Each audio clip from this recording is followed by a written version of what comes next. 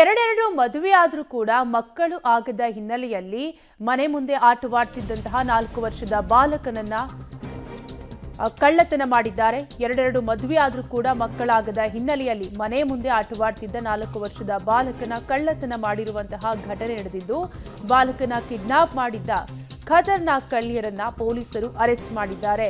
ಹೇಮಾವತಿ ಹಾಗೂ ಖುರ್ಷಿದ್ ಅಲಿಯಾಸ್ ಕಮಲಮ್ಮ ಬಂಧಿತ ಆರೋಪಿಗಳು. ಬೆಂಗಳೂರು ಚಿಕ್ಕಜಾಲ ಪೊಲೀಸರಿಂದ ಆರೋಪಿಗಳನ್ನ ಬಂಧಿಸಲಾಗಿದೆ. ಹೇಮಾವತಿಗೆ 2 ಮದುವೆ ಆದರೂ ಕೂಡ ಮಕ್ಕಳಾಗದಕ್ಕೆ ಈ ಕೃತ್ಯವನ್ನ ಎಸಗಲಾಗಿದೆ. ಬಾಲಕನ ಪೋಷಕರು ಕೊಟ್ಟ ದೂರಿನನ್ವಯ ಇಬ್ಬರನ್ನ ಪೊಲೀಸರು ಅರೆಸ್ಟ್ ಮಾಡಿದ್ದಾರೆ.